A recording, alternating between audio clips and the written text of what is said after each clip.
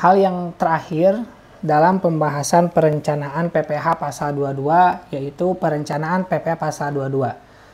Setiap pembahasan sebenarnya sudah diberikan perencanaan pajak yang dilakukan, tapi di sini ada tambahan yang ditambahkan lagi ataupun ada yang mengulang. Yang pertama ini yang baru, yaitu kita harus melakukan arsip dokumen yang lengkap apabila yang berhubungan dengan impor.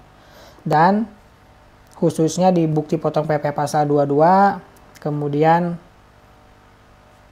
karena tadi sudah dibahas ya, PP pasal 22 itu dapat dikreditkan. Jadi pastikan dokumen itu ada. Seperti itu. Kemudian yang kedua, kita harus memiliki API.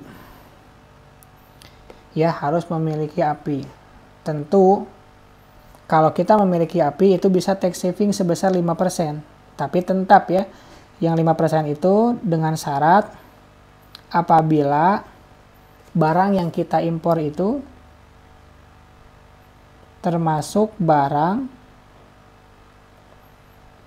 yang bukan lampiran A, B, dan C.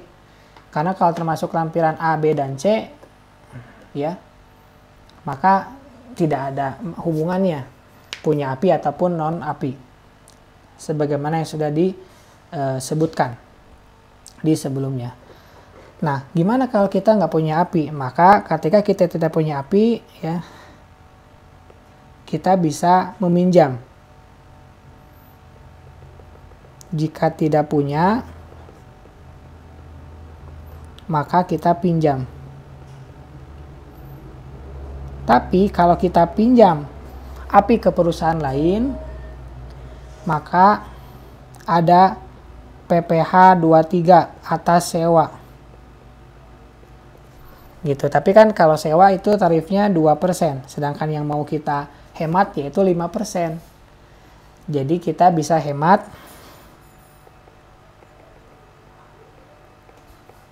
hemat 3%. Daripada kita boros 5%, lebih baik kita bisa hemat 3%. Nah, itu dengan cara meminjam. Jadi itu bisa diperbolehkan, tapi ada yang harus dibayar ya, yaitu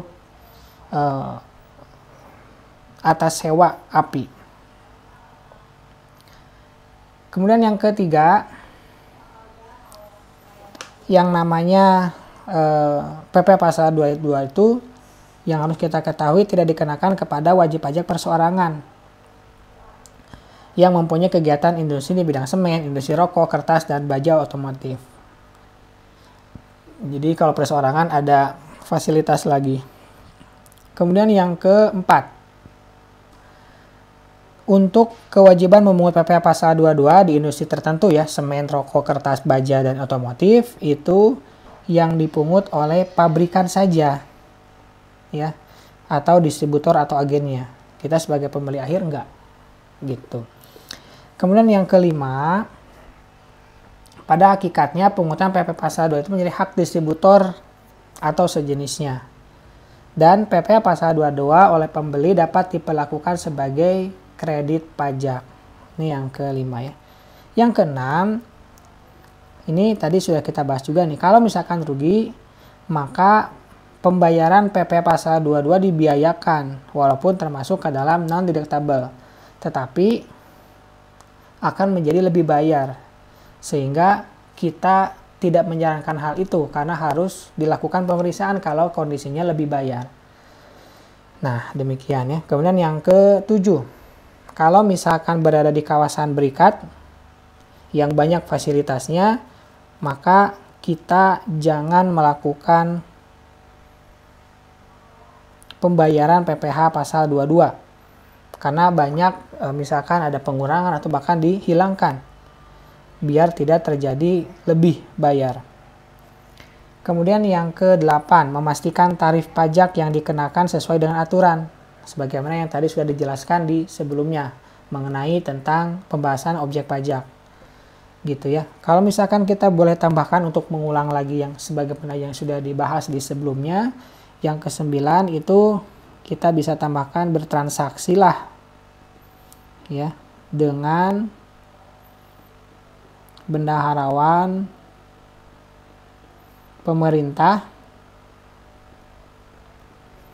maksimal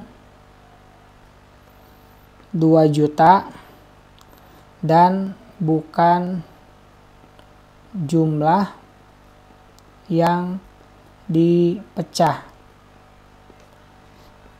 Kemudian kita bisa tambahkan juga yang terakhir, yang ke-10, untuk mengulang bertransaksi dengan BUMN ya, atau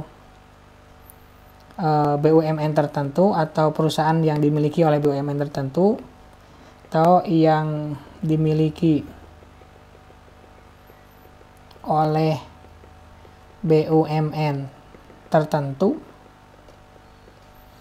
jumlah maksimal 10 juta. Nah, ini yang bisa kita lakukan dalam hal perencanaan pajak. Ini secara rangkuman, ada beberapa yang baru, ada beberapa yang mengulang.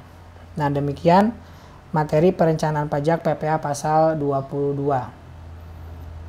Assalamualaikum warahmatullahi wabarakatuh.